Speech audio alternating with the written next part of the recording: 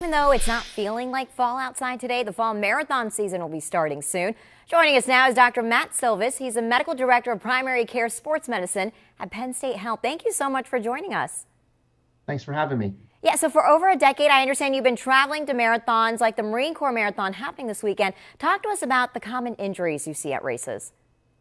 We see a lot of folks who struggle with various musculoskeletal injuries during the race, but what really concerns us is when people get overheated. So the risk of heat illness during a marathon is real and it's very temperature dependent. So a lot of the education that we provide to runners is anticipation of heat illness and trying to prepare them to avoid that particular injury. Yeah, and talk about the preparation. How soon should someone start preparing for a race?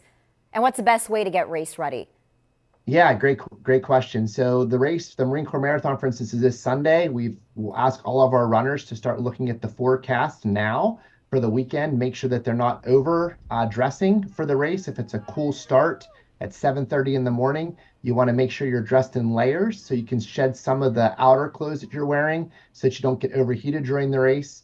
And to pay particular attention to the level of hydration throughout the week. You want to make sure that you're well hydrated going into the race so that you're adequately prepared for the demands of the marathon. Can you talk about a runner's diet and, like you're saying, making sure they drink enough water prior? What should their diet look like during the week and the nutrition that they should have and the amount of calories they should be eating?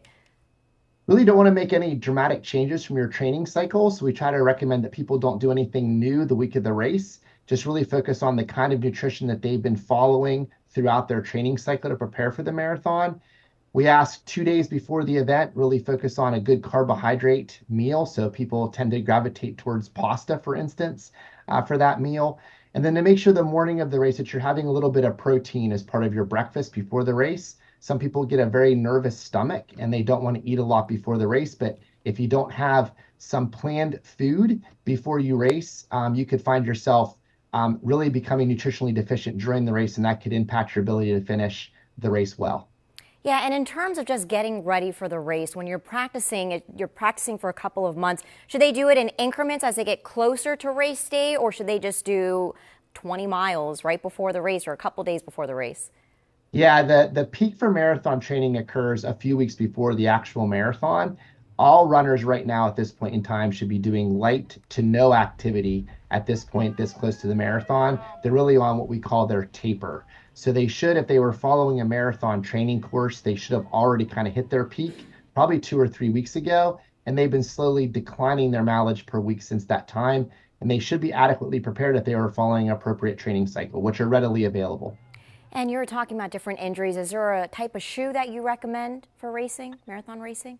Really, it's whatever a runner feels comfortable racing in. So we recommend that whenever you put the running shoe on your foot, you shouldn't have to break the shoe in for it to feel comfortable. So whatever feels comfortable for you at the shoe store is typically the right shoe for you. It's important to change your shoes every 300 to 500 miles or 4 to 6 months. That sometimes can actually happen during training for a marathon. So making sure that the outer sole or the outermost area of your shoe isn't showing considerable wear.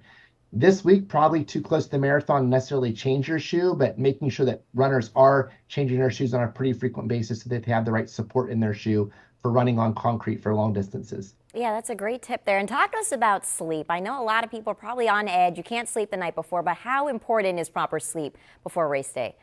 Critically important, really, really important. So we know that athletes that don't get good sleep tend to have a higher risk of both injury as well as illness, medical illness. So we really try to encourage that people start to practice their sleep cycle early in the week before a big event like the marathon, especially if folks are traveling to a marathon. They might travel from California to New York City, for instance, for the New York City Marathon. Many runners are coming from the West Coast for the Marine Corps this weekend. We recommend a few days before you actually make that trip that you start practice sleeping wherever you're going to be landing. And then we get people thinking about getting adequate sleep so that they have a good sleep time when they wake up in the morning. So if your race is going to be early in the morning, you want to start practicing getting up at that hour, being ready for your race a few days ahead of time so that you're adequately rested going into the race. All right, great tips. Dr. Matt Silvis, thank you so much for joining us. Really appreciate your time. Thank you for having me.